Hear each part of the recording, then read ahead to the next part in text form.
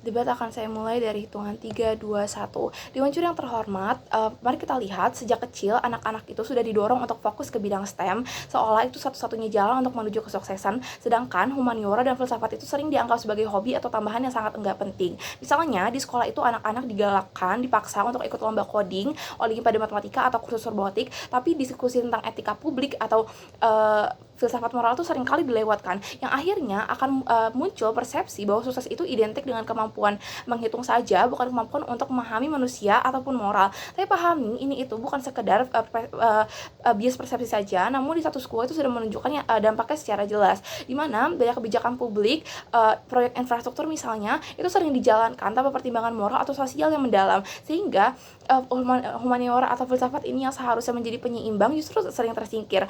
Misalnya tim oposisi bilang STEM itu penting untuk daya saing ekonomi. Tapi Pak, coba pahami bahwa daya saing itu tanpa moral itu justru akan memperlebar kesenjangan dan juga akan memunculkan praktik eksploitatif yang akhirnya ini akan menciptakan masyarakat yang teknoritis tapi gagal secara manusiawi. Jadi kalau misalnya tim oposisi bilang tanpa STEM negara itu akan tertinggal, tapi coba pahami juga bahwa tanpa humaniora kemajuan teknologi itu bisa disalahgunakan, misalnya manipulasi publik lewat sistem digital misalnya, atau ada polarisasi politik sampai adanya kasus korupsi. Dewan juri di sini saya akan membawakan definisi dan karakterisasi emosi ini terlebih dahulu. Pertama, STEM di sini merupakan disiplin yang jauh lebih menekankan logika, angka, dan juga produktivitas. Contoh nyatanya seperti sudah saya sebutkan, coding, engineering, juga data analisis. Kemudian B, humaniora dan filsafat di sini merupakan disiplin yang jauh lebih menekankan refleksi terhadap fenomena manusia dan juga nilai kemanusiaan. Contoh nyatanya seperti studi hukum, literasi kritis, dan juga etika publik. Kemudian yang ketiga, narasi hanya STEM ini merupakan keyakinan atau persepsi bahwa kesuksesan itu hanya bisa dicapai lewat STEM. Nah, karakteristik ini muncul di berbagai tempat, misalnya seperti di media, di sekolah, atau misalnya orang tua itu sendiri yang menekankan, memberi tekanan sosial untuk mencapai kesuksesan hanya melalui STEM. Jadi kalau misalnya lawan bilang humaniora itu nggak penting, pahami bahwa misalnya persepsi itu tuh sempit dan humaniora itu akan menuntut STEM agar teknologi atau kebijakan itu tidak akan merugikan masyarakat.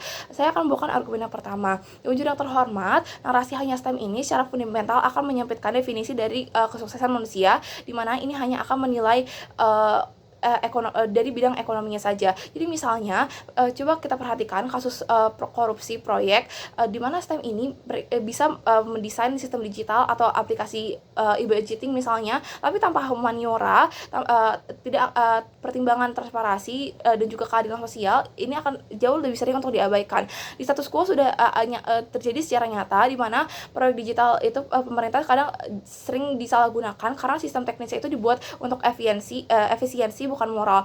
Misalnya Anda melihat kasus korupsi dana publik di beberapa pemerintahan daerah, di mana sistem keuangan digital itu dibuat sangat canggih, tetapi karena humaniora atau etika publik itu tidak dilibatkan, hasilnya ada penyalahgunaan dana yang sangat sering terjadi karena manusia di balik teknologi ini tidak diarahkan untuk memiliki prinsip moral yang kuat. Jadi pada akhirnya narasi hanya STEM ini akan menciptakan masyarakat yang maju secara teknologi tapi gagal untuk menangani moral, etika, dan juga keadilan sosialnya. Jadi tanpa humaniora, STEM itu hanya akan menjadi alat, bukan penuntun kebaikan. Kemudian argumen yang kedua, misalnya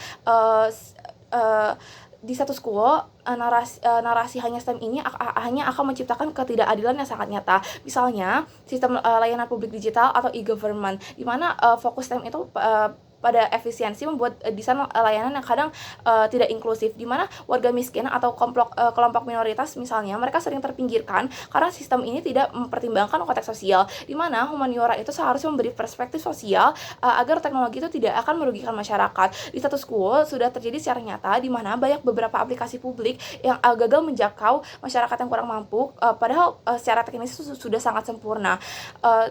Jadi narasi hanya STEM ini akan menghapus dimensi kemanusiaan dalam pengambilan keputusan.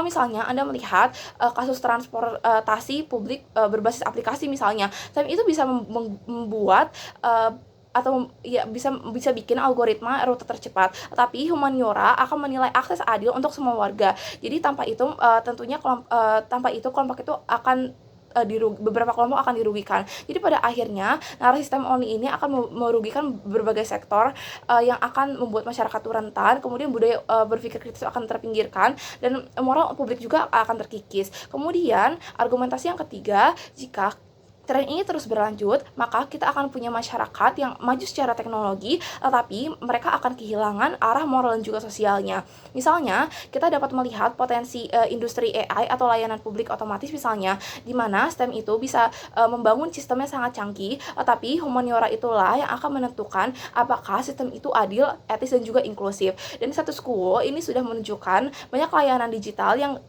akhirnya gagal untuk menjangkau seluruh masyarakat karena pertimbangan etikanya tidak diikut sertakan.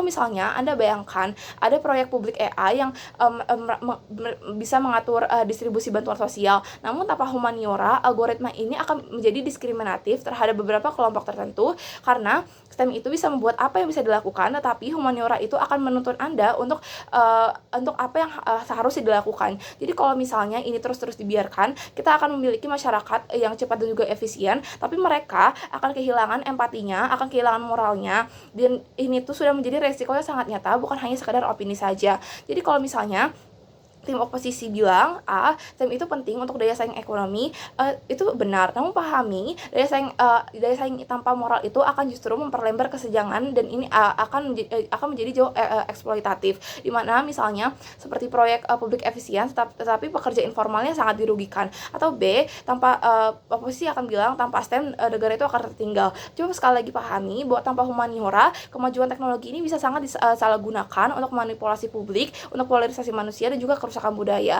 Dewan Juri yang terhormat, kita sudah melihat bahwa narasi hanya STEM ini akan menyempitkan makna kesuksesan manusia, dan ini akan merugikan keadilan sosial, dan juga kalau misalnya ini secara terus-menerus dilakukan, ini akan berpotensi menciptakan masyarakat teknoritis tanpa arah humanis dan kemanusiaan. Karena kerugian yang jauh lebih besar daripada manfaat, kami dengan bangga menyesalkan narasi bahwa kesuksesan masa depan hanya bisa dicapai melalui STEM, bukan humaniora dan filsafat. Sekian, terima kasih.